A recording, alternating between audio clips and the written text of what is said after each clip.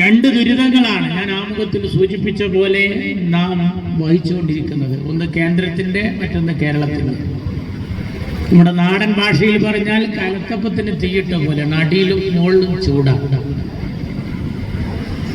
രണ്ട് ഭരണാധികാരികളും സ്വാർത്ഥരാണ്, താന്തോന്നികളാണ്, ഏകാധിപതികളുമാണ്, നല്ല കച്ചവടക്കാരും. അതോടൊപ്പം നാടോ നാട്ടാരോ അല്ല അവരുടെ വിഷയം, അവരുടെ നയങ്ങളും നിലപാടുകളും. ഒരു കൂട്ടർക്ക് കമ്മ്യൂണിസം നടപ്പിലാക്കണമെങ്കിൽ മറ്റൊരു കൂട്ടർക്ക് ഫാസിസം. ആളുകളുടെ വിഷയമായ പാർപ്പിടം, ശുചിത്വം, ആരോഗ്യം, വിദ്യാഭ്യാസം, ഗതാഗതം, ഇതിലൊന്നും അല്ല രണ്ടാളും ലക്ഷ്യമിടുന്നത്. കേന്ദ്രം ഭരിക്കുന്ന നരേന്ദ്രമോദിക്ക് ഹിജാബ്, മന്ദിർ, മസ്ജിദ്, മുത്തലാഖ്, CAA, NRC ഇത്തരം കാര്യങ്ങൾ. ഇവിടെയും അതുപോലെ തന്നെയാണ്. മാഷാ അല്ലാഹ്, കാഫിർ, അതുപോലെ വഖഫ്, ശബരിമല, ഇതുപോലെയുള്ള വിഷയങ്ങളിലാണ് ഇവിടെയും താല്പര്യം, ജനകീയ വിഷയങ്ങളിലല്ല. നമുക്ക് കൈവന്നിട്ടുള്ള ഈ സൗഭാഗ്യം അഥവാ നമ്മുടെ ഹിതപരിശോധനയിലെ നമ്മുടെ നിലപാട് ആരെ താഴെ ഇറക്കണം, ആരെ അധികാരത്തിലേറ്റണം എന്നുള്ളതാണ്. ഇങ്ങനെ ഒരു അവസരം കൈവന്ന നമ്മൾ അത് മനോഹരമായി ഉപയോഗപ്പെടുത്തിയാൽ ഈ ദുരിതം തീരും. ഇന്ത്യ രാജ്യത്തെ ദുരിതത്തിന് കാരണം എണ്ണുമ്പോൾ തികയാത്തതാണ്. 545 സീറ്റാണ്, നേർപകുതി 272. 273 നമ്മുടെ കൂടെ കിട്ടിയാൽ രാഹുൽ ഗാന്ധി ഇന്ത്യ രാജ്യത്തിന്റെ ലീഡറാണ്. അത് എണ്ണുമ്പോൾ തികയാത്തത് കൊണ്ടാണ് ഈ ദുരിതം ഇന്ന് അനുഭവിക്കുന്നത്. കേരളത്തിന്റെ ദുരിതത്തിന് കാരണം സീറ്റ് 140ആണ്. 70 പകുതി, 71 കിട്ടിയാൽ ഈ ദുരിതം തീരും. എണ്ണുമ്പോൾ തികയണമെങ്കിൽ സന്ദീപ് വാര്യർ അവിടെ നിന്ന് ജയിക്കണം, ആര്യാടൻ ഷൗക്കത്ത് അവിടെ നിന്ന് ജയിക്കണം, കുഞ്ഞാലിക്കുട്ടി മലപ്പുറത്ത് നിന്ന് ജയിക്കണം, തവനൂരിൽ നിന്ന് VS ജോയി ജയിക്കണം. UDF-ന്റെ പ്രവർത്തകരോട് ആമുഖമായി സൂചിപ്പിക്കാനുള്ളത്, നമ്മളെ കൊണ്ട് നമ്മുടെ ജനാധിപത്യ ചേരിക്ക് നാടിന് ആവശ്യം വോട്ടിന്റെ അന്ന് മാത്രമാണ്. ജാഥയിൽ നിങ്ങൾ വന്നതില്ലെങ്കിൽ വലിയൊരു പ്രശ്നമില്ല. ഘോഷയാത്രയിൽ പടക്കം പൊട്ടിച്ചില്ലെങ്കിലും മുഖത്ത് ചായം പൂശിയില്ലെങ്കിലും ഒരു വിഷയമില്ല. പാർട്ടിക്ക്, മുന്നണിക്ക്, പാർട്ടിക്കാരെ കൊണ്ട്, മുന്നണിക്കാരെ കൊണ്ടുള്ള മെച്ചം വോട്ടിന്റെ അന്നാണ്. അന്ന് നമ്മൾ മനോഹരമായി നമ്മുടെ സമ്മതിദാന അവകാശം വിനിയോഗിച്ച് തീരൂ. കേരള സംസ്ഥാനത്ത് നിരവധി ദുരിതങ്ങൾ ഉണ്ടാക്കുന്നതിൽ പിണറായി വിജയൻ വലിയ പങ്ക് വഹിച്ചിട്ടുണ്ട്. കേരളത്തിന്റെ ചരിത്രം മറ്റൊരു ദിശയിലേക്ക് പോയി. കേരളത്തിന്റെ മനം കവർന്ന ഒരുപാട് മുഖ്യമന്ത്രിമാരെ നമ്മൾ കണ്ടിട്ടുണ്ട്. പക്ഷേ കേരളത്തിന്റെ മാനം കവർന്ന ഒരു മുഖ്യമന്ത്രിയേ ഉള്ളൂ, അത് പിണറായി വിജയനാണ്. ഇവിടെ നമ്മുടെ അടുത്ത് കൈമുതൽ എന്താണ്? തവനൂരിൽ പ്രത്യേകിച്ച് തുച്ഛം വോട്ടിന്റെ വ്യത്യാസത്തിലാണ് കഴിഞ്ഞ നിയമസഭാ സീറ്റിൽ നമ്മുടെ എതിർ സ്ഥാനാർത്ഥി ജയിച്ചത്. നമ്മളൊന്ന് ആഞ്ഞു പിടിച്ചാൽ, നമ്മളൊന്ന് ശ്രദ്ധ വെച്ചാൽ, ഓരോ ബൂത്തിലും ഒരു 100 വോട്ടിന്റെ പിൻബലം നമുക്ക് അധികമായി ഉണ്ടാക്കിയാൽ മൃഗീയ ഭൂരിപക്ഷത്തിന് VS ജോയ് തെരഞ്ഞെടുക്കപ്പെടും എന്ന കാര്യത്തിൽ രണ്ട് പക്ഷമില്ല. നമ്മൾ കഴിഞ്ഞ തദ്ദേശ സ്ഥാപനങ്ങളിലേക്കുള്ള തെരഞ്ഞെടുപ്പിൽ അത് കാണിച്ചു കൊടുത്തിട്ടുണ്ട്. ലോക്സഭാ തെരഞ്ഞെടുപ്പിലും നമ്മളത് കാണിച്ചു കൊടുത്തിട്ടുണ്ട്. മുതൽ നമ്മുടെ കയ്യിലുണ്ട്, നമ്മൾ മനോഹരമായി ഉപയോഗപ്പെടുത്തിയാൽ മതി. ഈ സമയത്ത് മറ്റൊരു ചിന്തയും നമുക്ക് പാടില്ല. നമുക്ക് ഇവരെ തന്നത് നമ്മുടെ നേതൃത്വമാണ്. നേതൃത്വം തന്ന സ്ഥാനാർത്ഥികളെ അംഗീകരിച്ചുകൊണ്ട് നമ്മൾ അതിന്റെ കൂടെ നിന്ന് മറ്റെല്ലാ അഭിപ്രായ വ്യത്യാസങ്ങളും മാറ്റിവെച്ച് ഞാൻ അങ്ങനെ തന്നെ ഊന്നി പറയുകയാണ്. പ്രാദേശിക പഠനപ്പിണക്കങ്ങളോ അല്ലെങ്കിൽ ആ നാട്ടിൽ നേതൃത്വം വഹിക്കുന്ന നേതൃനിരയിലെ ആളുകളോടുള്ള അഭിപ്രായ വ്യത്യാസങ്ങളോ അതിര് തിരക്കിയതോ നാത്തൂൻ പോരോ ഒന്നുമല്ല ഇതിൽ വിഷയീഭവിക്കേണ്ടത്. ദുരിതം തീർക്കാനുള്ളതാണ്. ആര് സ്ഥാനാർത്ഥി, ആര് മുഖ്യമന്ത്രി എന്നത് ഇവിടുത്തെ ചർച്ചയേ അല്ല. ആരെ ഇറക്കണം എന്നതാണ് ചർച്ച. പിണറായി വിജയനെ കുറിച്ച് ഈ രാജ്യത്ത് കമ്മ്യൂണിസ്റ്റുകാർ പോലും വെറുക്കപ്പെട്ട ഒരു മുഖ്യമന്ത്രിയാണ്. നിരവധി കമ്മ്യൂണിസ്റ്റ് നേതാക്കൾ അത് പറഞ്ഞു കഴിഞ്ഞു. ഈയിടക്കടുത്ത് സാഹിത്യ നായകന്മാർ പറഞ്ഞു കഴിഞ്ഞു ഭരണം മാറിയേ പറ്റൂ. കേരളത്തിലെ നടന്മാർ, സാംസ്കാരിക രംഗത്തുള്ളവർ, പൊതുമണ്ഡലത്തിലെ മുഴുവൻ ആളുകളും ആഗ്രഹിക്കുന്നു ഈ പോക്ക് നല്ലതിനല്ല. സാക്ഷാൽ കമ്മ്യൂണിസ്റ്റ് പാർട്ടിയുടെ പാരമ്പര്യ സഖാക്കൾ വരെ ആഗ്രഹിക്കുന്നു, പടച്ചോനെ ഈ പാർട്ടി ഈ കോലത്തിൽ പോയാൽ അവസാനം ഒരു സഖാവിനെ പുതക്കാനും ഒരു ചെങ്കൊടി ഉണ്ടാകില്ല. ഇത് കേരളത്തിന്റെ അവസാനത്തെ കമ്മ്യൂണിസ്റ്റ് മുഖ്യമന്ത്രി ആകണം എന്ന നിർബന്ധത്തിലാണ് പിണറായിയുടെ പോക്ക് എന്നാണ് നമ്മൾ അറിയണം. ഇവർ അധികാരത്തിലേറിയ ശേഷം ഈ രാജ്യത്തുണ്ടായ ദുരിതം ചെറുതൊന്നുമല്ല. ഫാസിസമാണ് അവിടുത്തെ ലക്ഷ്യമെങ്കിൽ കമ്മ്യൂണിസമാണ് ഇവിടുത്തെ ലക്ഷ്യമെന്നാണ് നമ്മൾ മനസ്സിലാക്കിയത്. പക്ഷെ ഇന്ന് അങ്ങനെയല്ല. പാർട്ടി സെക്രട്ടറി ഗോവിന്ദൻ മാഷ് പറഞ്ഞത് ഇനി ഒരു മൂന്നാമതൊരു ഭരണം വന്നാൽ പാവങ്ങൾ എന്ന പദം തന്നെ കേരളത്തിൽ ഉണ്ടാവില്ല എന്നാണ്. അതിന്റെ അർത്ഥം എന്താ? ഒക്കെ മുതലാളിമാരായിരിക്കും. അതിൽ ആദ്യത്തെ മുതലാളി പിണറായി. അതുപോലെ ഒരുപാട് മുതലാളിമാർ പല സ്ഥലത്ത് ഇപ്പോഴും സീറ്റിൽ സ്ഥാനാർത്ഥികളായിട്ടില്ല. ആർക്കാ കൊടുക്കുന്നത്? മറ്റ് പാർട്ടികളിൽ നിന്ന് നിരാശ ബാധിച്ച് വരുന്നവർ, സീറ്റ് കിട്ടാൻ ആഗ്രഹിച്ച് കിട്ടാതെ പോയവർ, അല്ലെങ്കിൽ മറ്റ് നീക്കങ്ങൾ നടത്തുന്ന ആളുകൾ, അവരെ കാത്തിരിക്കുകയാണ്. ഒരു പാർട്ടിയുടെ അധോഗതി നോക്കണം. നമ്മൾ വിചാരിക്കുന്ന പോലെയല്ല. നമ്മുടെ ശൈലജ ടീച്ചർ ഈയിടയ്ക്ക് അടുത്ത് പറഞ്ഞത് 3 സ്ത്രീകളുള്ള ഒരു വീട്ടിൽ ഞാൻ പോയി, അവരുടെ ജീവിതം ഞാൻ മണത്തറിഞ്ഞു. ഞാൻ അവരോട് ചോദിച്ചു, എങ്ങനെയാണ് നിങ്ങൾ കഴിഞ്ഞു പോരുന്നത്? അപ്പൊ അതിലെ മുതിർന്ന സ്ത്രീ പറഞ്ഞു, ഞങ്ങൾക്ക് പിറക്കാതെ പോയൊരു മോനുണ്ട്. അതാരാന്ന് ചോദിച്ചപ്പോ പിണറായി വിജയൻ എന്നാണ് ശൈലജ ടീച്ചറോട് ആ സ്ത്രീ പറഞ്ഞതെന്നാണ്. എന്നാ ഈ പിറക്കാത്ത മോനെ കൊണ്ട് ചില്ലറ നൽകുന്നല്ല കേരളത്തിൽ. എല്ലാ രംഗം കുളം തോണ്ടി, രക്തപങ്കിലമായ ആഭ്യന്തരം, തളർവാദം പിടിപെട്ട ആരോഗ്യം, ജാലവിദ്യയിലെ വിദ്യയും സർക്കസ് അഭ്യാസത്തിലെ അഭ്യാസവും ഒത്തിണങ്ങിയ വിദ്യാഭ്യാസം. ഇങ്ങനെ ഒരു കാലഘട്ടം കേരളത്തിൽ ഉണ്ടായിട്ടില്ല. പൊതുഖജനാവ് ഇങ്ങനെ കൊള്ളയടിക്കുന്ന ഒരു ഗവൺമെന്റ്. രാജ്യത്തിലെ തൊട്ടാൽ പൊട്ടുന്ന കാര്യങ്ങളെയാണ് ഇവർ ചർച്ചക്കെടുക്കുന്നത്. കേരളത്തിൽ UDF അധികാരത്തിൽ വന്നാൽ ജമാഅത്തായിരിക്കും കേരളത്തിന്റെ ഭരണം കൈയാളുക. ഒരു ജമാഅത്ത് പ്രയോഗം വല്ലാതെ പ്രതിഫലിച്ചു തുടങ്ങിയിരിക്കുകയാണ്. ഇവരൊരു വികസന മുന്നേറ്റ യാത്ര നടത്തി. ആ വികസന മുന്നേറ്റ യാത്രയിൽ ഞാൻ അധിക സ്ഥലത്തും ആ പ്രസംഗം കേൾക്കാൻ പോയതാണ്. ഗോവിന്ദൻ മാഷും അതിലെ പ്രാസംഗികരും ഏറ്റവും കൂടുതൽ ഉച്ചരിച്ച പദം ജമാഅത്ത്, ജമാഅത്ത്, ജമാഅത്ത്. വികസന മുന്നേറ്റ യാത്രയിലെ ഈ ജമാഅത്ത് കേട്ടപ്പോൾ എനിക്ക് തോന്നി, ഈ വിഴിഞ്ഞം പോലെ വലിയൊരു പദ്ധതിയാണ് ഈ ജമാഅത്ത് എന്നാ തോന്നിയത്. എത്ര കോടി ഉറുപ്പികന് വരും എന്നൊക്കെ ചോദിക്കാൻ തോന്നിപ്പോയി. ഈ ജമാഅത്തിനോടുള്ള വിരോധം നിങ്ങൾക്ക് എന്നാ തുടങ്ങിയത്? ഈ നാട്ടിൽ നിങ്ങളെ കൂടെ ആര് കൂടിയാലും അവർ സ്വർഗീയം അല്ലെങ്കിൽ വർഗീയം. ഇബ്രാഹിം സുലൈമാൻ സേട്ട് കൂടെ നിന്നാൽ മതേതരവാദി, ഇല്ലെങ്കിൽ പാകിസ്ഥാൻ ചാരൻ. അബ്ദുൽ നാസർ മാദനി കൂടെ നിന്നാൽ മഹാത്മാഗാന്ധിയെ പോലൊരു മഹാൻ. മാദനി എതിരായാൽ കേരളം കണ്ട കൊടും ഭീകരൻ. നായനാറിന്റെ ഫോട്ടോ വെച്ച് നിങ്ങൾ അടിച്ച പുസ്തകത്തിന്റെ പുറഞ്ചട്ടയുടെ പേരതാണ്. ഞങ്ങൾ കേരളത്തിലെ ഒരു ഭീകരവാദിയെ പിടിച്ച് കൂട്ടിലടച്ചു എന്നതാണ് ഞങ്ങളുടെ ഭരണത്തിന്റെ നേട്ടം. നിങ്ങളെ കൂടെ നിന്നാൽ ആരെയും നന്നാക്കി പറയും. നിങ്ങൾ അറിയണം, ബാബരി മസ്ജിദ് പൊളിക്കാൻ പോയ സുഗതൻ നിങ്ങളുടെ കൂടെ ഇല്ലാതായ സമയത്ത് അയാൾ ഇന്ത്യ കണ്ട ഏറ്റവും വലിയ സംഘപരിവാറുകാരൻ.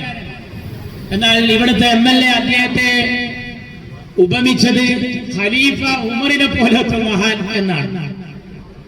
തീർന്നില്ല. വെള്ളാപ്പള്ളി നടേശൻ നല്ല വർത്താനം പറഞ്ഞിരുന്ന കാലത്ത് വെള്ളാപ്പള്ളി നടേശനെ കുറിച്ച് പിണറായിയുടെ അഭിപ്രായം ഇതല്ല. നിങ്ങളെ കൂടെ നിൽക്കുമ്പോൾ അദ്ദേഹം കുമാരനാശാനെ പോലെ മഹാനായ മനുഷ്യൻ.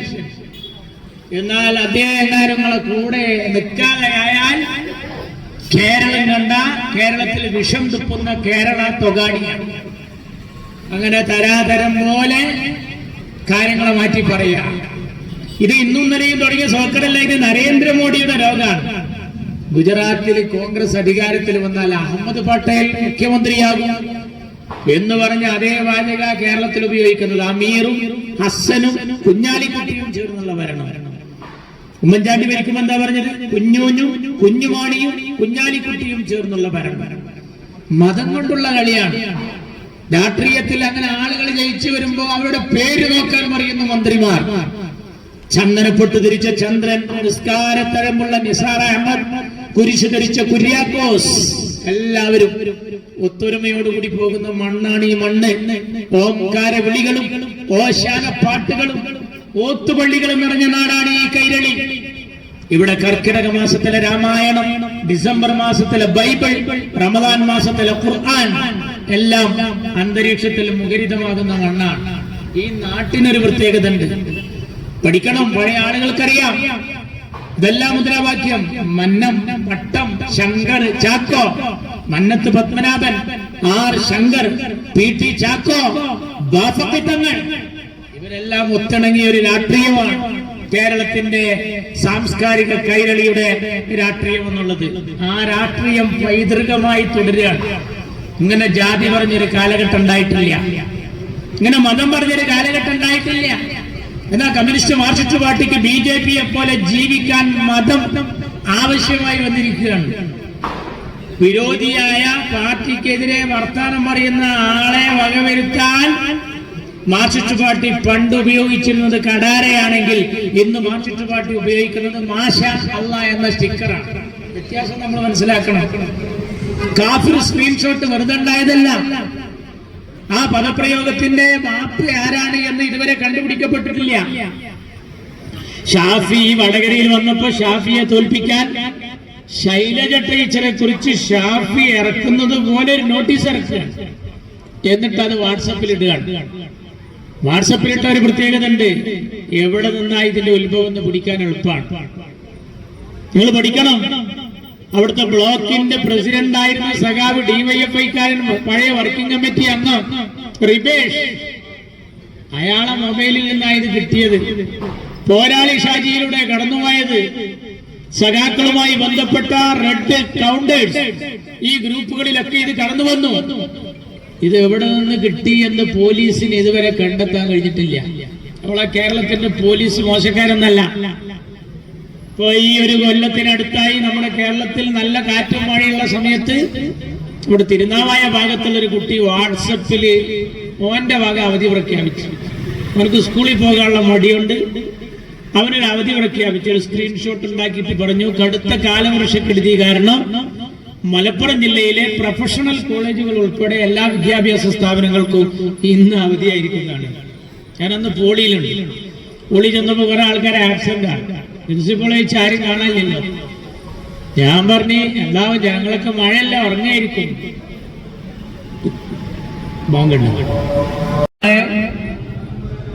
കൊല്ലാൻ പോകുമ്പോ ഒരു മതത്തിന്റെ മാഷ അല്ലാഹ് എന്ന സ്റ്റിക്കർ 10 രൂപ കൊടുത്ത് വാങ്ങിയിട്ട് കൊല്ലാം. ഒരു സ്വന്തം ചാനലിൽ പറയാ മുസ്ലിം ഭീകരവാദികൾ നുഴഞ്ഞു കയറി എന്ന് പറയാം. ഫസലിനെ കൊല്ലാൻ കൊണ്ടുപോയി. ഫസലിനെ കൊന്നു. ഫസലിനെ കൊന്ന് RSSകാരാണ് ചെയ്തതെന്ന് പറയാം. RSSകാരാണ് അത് ചെയ്തതെന്ന് പറയുന്നവര് അതേ ടവൽ കൊണ്ടുപോയിട്ട് ആ രക്തം പുരണ്ട ടവൽ ക്ഷേത്രമുറ്റത്ത് RSSന്റെ കുടിക്കാലിൽ കൊണ്ടുപോയി വെക്കുക. പോലീസ് നായ മണം പിടിച്ച് ചെല്ലുക. ആ ടവൽ ഇവര് പറഞ്ഞതിന് എസ് വെക്കുക ജനത. പക്ഷെ നായ അവിടെ വന്നില്ല. നായ അവിടുന്ന് പിന്നെ പോരാ. പോലീസ് നായക്ക് LDF UDF ഒന്നും ഇല്ലല്ലോ. നേരെ ചെന്ന് ഒരാളെ മേക്കട്ടേക്ക് സഖാവ് കാരായി രാജൻ, സഖാവ് കാരായി ചന്ദ്രൻ. അതിലൊരു കാരായി ഇപ്പൊ മത്സരിക്കുകയാണ്. ഒന്ന് ആലോചിച്ച് നോക്കണം. അങ്ങനെയുള്ള കേരളത്തിൽ ഈ മുഖ്യമന്ത്രിയെ താങ്ങുന്ന 2 പ്രധാനികൾ, ഒന്ന് മൂപ്പരും മരുവനും, ഒന്നൊരു മറക്കാത്ത മോനുണ്ട് മണ്ഡലത്തിൽ. ഇവര് 2 ആളും ഇയാൾക്ക് എല്ലാ കുബൂത്തും പറഞ്ഞു കൊടുക്കുന്നുണ്ട്. VS അച്യുതാനന്ദന്റെ ബക്കറ്റും വെള്ളവും ചെറിയൊക്കെ പറഞ്ഞ് ജലീല സമുദായന്റെ വയലുകൾ കൊണ്ട് കേട്ടതൊക്കെ മൂപ്പര് അവിടെ പോയി പറഞ്ഞു കൊടുക്കുകയാണ്. ഈ ഒരുപാട് കുബുദ്ധി, ഈ കാപ്പർ സ്ക്രീൻഷോട്ട് വിഷയമൊക്കെ ഇങ്ങനെ ചർച്ച ചെയ്ത് വരുമ്പോ അത് എവിടെയാണ് എന്നൊക്കെ ഒന്നിങ്ങനെ ചൂണ്ടലിട്ട് നോക്കിയാലേ അതിന്റെ റോഹ് ഇവിടെ ഇങ്ങനെ തിരിഞ്ഞു നിൽക്കുന്നതാണ്. നമ്മൾ വിചാരിക്കുന്നത് എങ്ങനെയെങ്കിലും ജയിക്കുക, അതിനുള്ള തന്ത്രങ്ങൾ പറയാ. നാട് കുട്ടിച്ചോറായാലും വേണ്ടിയില്ല അത്തരത്തിലുള്ള നിലപാടുകൾ. വലിയ പടായി പറയും, വലിയ തള്ളൽ തള്ളും. പ്രവാസികൾക്ക് അങ്ങനെ കൊടുക്കുക, ഇങ്ങനെ കൊടുക്കുക, എല്ലാം കൊടുക്കാന്നൊക്കെ പറയും. ഒരുപാട് നല്ല നന്മകളെ ഇല്ലായ്മ ചെയ്തതിൽ പങ്കുവഹിച്ച ആളായി ഇവിടുത്തെ ജനപ്രതിനിധി. അതിൽ കേരളത്തിൽ കുടുംബ വ്യവസ്ഥിതിയെ താറുമാറാക്കുന്ന മദ്യാസക്തി അത് ഘട്ടം ഘട്ടമായി നിരോധിക്കാൻ പ്രിയപ്പെട്ട ഉമ്മൻചാണ്ടി പഞ്ചായത്തിന് അധികാരം കൊടുത്തൊരു നിയമം പാസാക്കി. നമ്മളെ തുപ്രങ്കോട് പഞ്ചായത്തിന്റെ പ്രസിഡന്റ് മുജീബ് കോടി ഇരിക്കുന്നുണ്ട്. നമ്മൾ തുപ്രങ്കോട് പഞ്ചായത്തിൽ ഇത്രാം വാർഡിൽ ഷാപ്പ് വേണമെന്നൊരു ഗ്രാമസഭയ്ക്ക് തീരുമാനിക്കാൻ ഈ പഞ്ചായത്തിന് അങ്ങനെ ഇല്ലാതാക്കാൻ കഴിയായിരുന്നു. അതിന്റെ കടക്കൽ കത്തിവെച്ച് തദ്ദേശ സ്വയംഭരണ സ്ഥാപനങ്ങൾക്ക് കള്ള് ഷാപ്പുകൾ വേണ്ടെന്ന് വെക്കാനുള്ള അധികാരം എടുത്തു കളഞ്ഞ മഹാനാണ് ഈ തവനൂരിന്റെ ജനപ്രതിനിധി.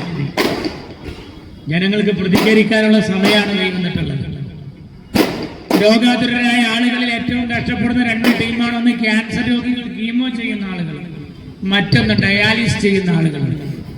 മലപ്പുറം ജില്ല സ്വന്തമായി ആർജിച്ചെടുത്തൊരു മഹാസംഭവം ഉണ്ടായിരുന്നു. അതിനെ ഒന്നുമല്ല നടക്കുന്നതിൽ വലിയ പങ്കുവഹിച്ച ആളാണ് ഇവിടുത്തെ ജനപ്രതിനിധി. നിങ്ങൾ അറിയണം, ചെമ്പ്രവട്ടം പാലത്തിന്റെ പേരിൽ വലിയ ഊറ്റം കൊണ്ട ആളാണ്. ചെമ്പ്രവട്ടം പാലത്തിന്റെ നിർമ്മിതി എന്തിനായിരുന്നു എന്നുള്ളത് ഇപ്പോഴും ജനങ്ങൾ ശങ്കിക്കുന്ന രീതിയിൽ ഇവിടുത്തെ ജലസംഭരണികളെ ഇവിടുത്തെ ആളുകൾക്ക് ഉപയോഗപ്പെടുത്താനുള്ള വേണ്ട വിധമുള്ള കാര്യങ്ങൾ ചെയ്തില്ല എന്നുള്ളത് സത്യമാണ്. ഇവര് തൊട്ട കാര്യങ്ങളിലൊക്കെ കൊടിയ അഴിമതിയാണ്. വലിയ വർത്തമാനം പറഞ്ഞിരുന്നു, എന്നെ കഴിവ് കെട്ടവനാന്ന് പറഞ്ഞോട്ടെ, പക്ഷെ എന്നെ അഴിമതിക്കാരനാണെന്ന് പറയാൻ കഴിയില്ല. അതും തെളിയിച്ചു. സ്വന്തക്കാരെ നിയമിച്ചു, ബന്ധക്കാരെ നിയമിച്ചു, മന്ത്രിസ്ഥാനത്തുനിന്ന് പോകേണ്ടി വന്നു. എന്നിട്ട് പേരെന്താ? മലപ്പുറത്തിന്റെ സുൽത്താൻ. ന്യൂനപക്ഷങ്ങൾ നേടിയ പല നന്മകളെയും നശിപ്പിച്ചു. നമ്മുടെ പ്രിയങ്കരനായ സ്ഥാനാർത്ഥി അഡ്വക്കേറ്റ് VS ജോയ് സ്ഥലത്തെത്തിയിട്ടുണ്ട്. നിങ്ങൾക്ക് എല്ലാവർക്കും വേണ്ടി ഞാൻ അദ്ദേഹത്തെ സഹർഷം സ്വാഗതം ചെയ്യും. നമുക്ക് നല്ല ഭൂരിപക്ഷത്തോടു കൂടി അദ്ദേഹത്തെ വിജയിപ്പിക്കണം. തവനൂർക്കാരെ സംബന്ധിച്ചിടത്തോളം നമുക്ക് കിട്ടിയൊരു നിധിയാണ് VS ജോയ്, ജില്ലാ കോൺഗ്രസ് കമ്മിറ്റിയുടെ അധ്യക്ഷൻ. യുവതയുടെ ഒരു കരുത്തുകൂടിയാണ് അദ്ദേഹം.